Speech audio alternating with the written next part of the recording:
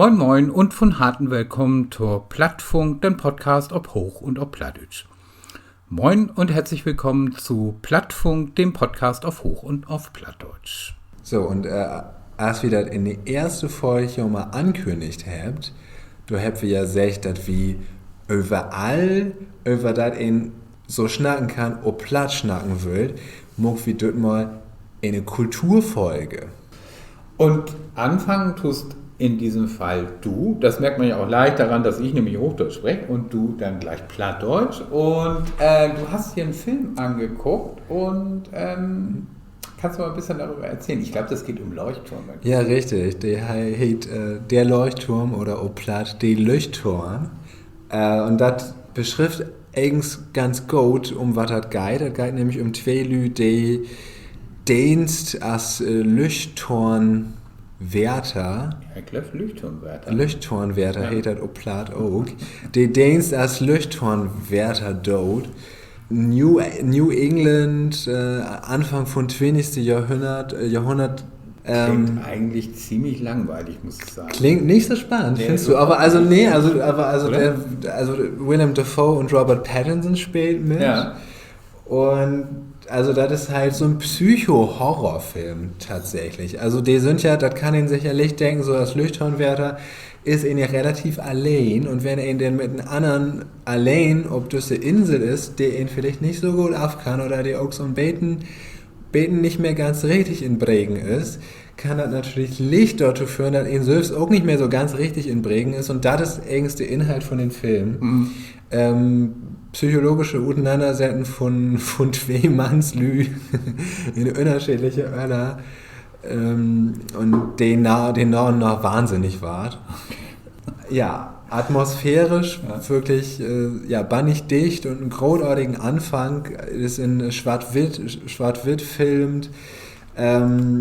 Das Sounddesign ist bannig atmosphärisch und die Anfang ist wirklich großartig. Der Film kann das aber nicht so, die hält das nicht, das Niveau leider, aber es trotzdem ist Likas ganz interessant anzusehen. Wenn auch ein bisschen eklig mit mangt, so kann ich glaube ich sagen. Und würdest du sagen, hast du dich richtig gegruselt? Nee, leider nicht. Also das wäre auch ein Problem von den Filmen. Also solange das noch so ein psychologisches Kammerspiel wäre, hätte das wirklich bannig gut funktioniert. Als da denn aber noch so mehr Horrorelemente entführt werden und als nicht mehr so klar wusste, war das nun Wirklichkeit, war das Fantasie, war das Traum, was passiert da eigentlich, so Kabinett des Dr. Caligari mäßig, das hätte nicht mehr so funktioniert und deswegen habe ich mir auch nicht gegrust, leider. Nee, also ja, Anfang wirklich großartig, aber dann kann der Film das Niveau nicht holen. Würdest du empfehlen, da reinzugehen? Vielleicht mit Popcorn oder so? Ja, ich habe leider kein Popcorn. Blöd. Nee, also kein sich für formal ungewöhnliche Filme interessiert, kann da auf jeden Fall hingehen und warte, glaube ich, auch was finden. Also ich habe halt viele Lü mitkriegen, die da von wegen Robert Pattinson hingehen sind und denen beten verstört gut kommen sind. Also das schulden nicht die Grund für ihn. Torinto gone. Okay, aber abschließendes Votum, wenn man sich für schräge Filme interessiert, dann wäre das schon eine Hausnummer. Kann ihn morgen, aber er hat mich doch ein bisschen ratlos in meinen Kinostuhl laden. Okay, sagt der Profi. Gut, und nun wesselt wie mal die Sprache, denn du hast ja auch was zu erzählen über ein Buch, oder über ein Buch, was du gelesen hast. Wir sind also hier auch wirklich in unterschiedlichen Kunstformen unterwegs. Jetzt geht es um Literatur. Genau. Hat aber auch wieder irgendwie eine plattdeutsche Anbindung. Also wir kommen da nicht weg, glaube ich.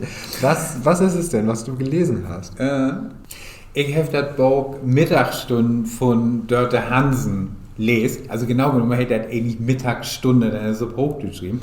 Aber das Lustige an das Buch ist, habe ich eigentlich schon so ein bisschen verwechselt, immer wenn ich mich da an besinnen an das Buch, dann erinnere ich mich an Platt. Also das ist total lustig. Also das sind 98% von der Box in Hochdeutsch und in meiner Erinnerung ist das Platt. Aber du erinnerst dich nur an die plattdeutschen Teile oder auch an die hochdeutschen Teile auf Platt?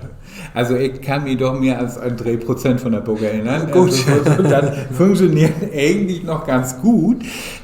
Aber ich finde, diese Atmosphäre, das spielt in 2 Generationen in Lütdörp in Nordfriesland und das stellt im Grunde eigentlich so eine Familiengeschichte vor. Eine ziemlich schräge Familiengeschichte, aber es soll das ja eben in Nordfriesland geben.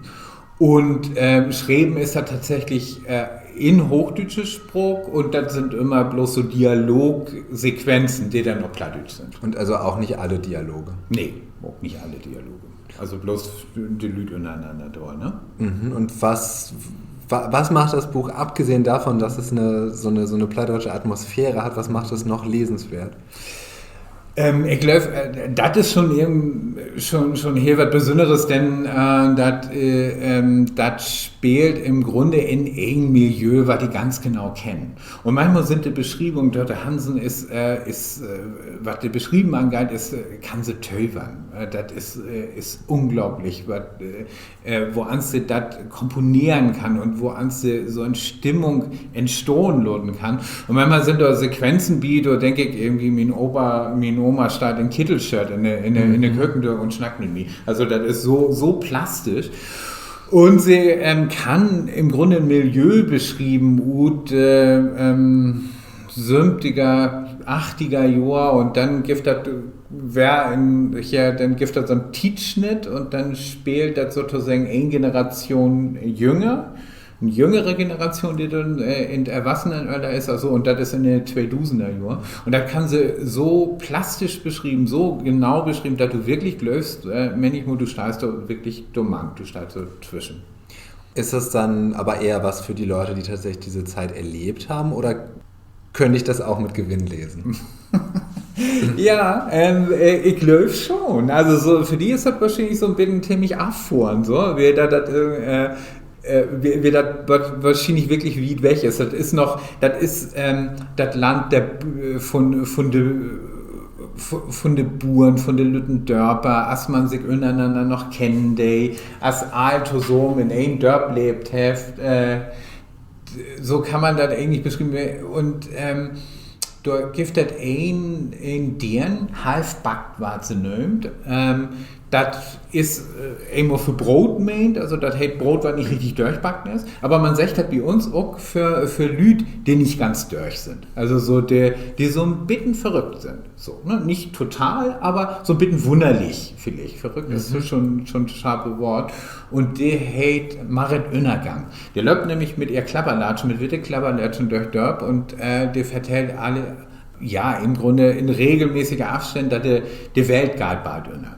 Und das liegt daran, das ist so die Rahmenhandlung, sie ist hangen geblieben, ob so ein Broschüre von der Tügen Jehovas. So. Und da hat sie ihn lesen und da ist sie anhangen geblieben, dass nun die Welt bald untergegangen und das wendet sie dann auf ihr Leben an. Also das da ist so ein Lüderei in den Maidöscher von so einem Burenlocken, das ist für sie ein Tecken, dass die Welt untergeht. Lüd Jung in Dörpwart von LKW überfahren, das ist für sie ein Tecken, nun geht die Welt bald unter. Und dann latscht sie durch Dörp und nervt all damit, dass wer die Welt untergeht. Und deswegen heißt sie Marit Önnergang. Da heißt so wie zum Beispiel Dora Kuckmann, die kriegst Berufsbeteckung, aber auch irgendwie, wenn du einen ganz besonderen Tick hast, mit dem du abfallen darfst, dann war die das auch anhang. Also bei uns in Dörp zum Beispiel hätte, oder in Nova Dörp hätte ihn gegeben, der hätte Hanne Schnaps hätten. So, also da war sozusagen den Alkoholismus mit beschrieben. Ne? Und so gibt sie dann eben ab. Und das will ich noch sozusagen, das hat tatsächlich auch ein übergeordnete Bedüden durch mich, denn dieser Untergang, der passiert natürlich nicht, also die Welt geht nicht unter, und doch geht die Welt unter, denn Dörpsleben gibt das nicht mehr. Ne? Also so jetzt, wo du Pendler bin und man hätte ein schiere Stroh und die Buren hat mit wir 250 Köhe und riesige Mengen Land.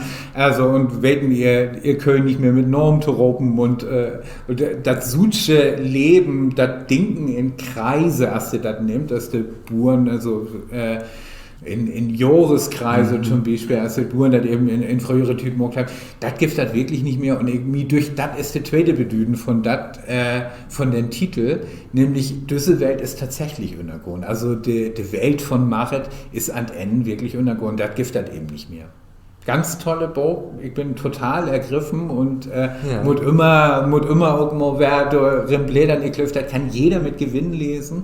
Manchmal ist es für viele Leute Warnung, die von dort oben kommen, ganz schön dicht dran, so in der Beschrieben, aber ich glaube, das ist wirklich eine Empfehlung, mit der jeder was anfangen kann.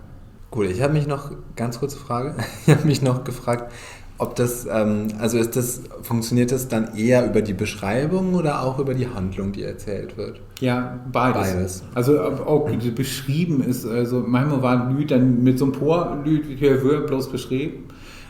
Als zum Beispiel Marit Unergang, ne? Oder Dora Kopmann und Furzweg so, wo kein das ist, so, ne? Und über die Charaktere, die auch wirklich, jeder kennt die. Also jeder, der irgendwie einen Dörp kennt diese Lüd. So. Also das hat vielleicht Hüttodos nicht mehr so ganz große Bedüden, als das früher, wie man sich eben untereinander noch ganz anders kennt, sie hätte eine sehr schön auf so einen Punkt bräuchte. Da gibt es eine Generation von Buren, die sind über die Jahren und Jahrzehnten, die sie in der Dörp zusammen lebt haben, zu Geschwistern wurden.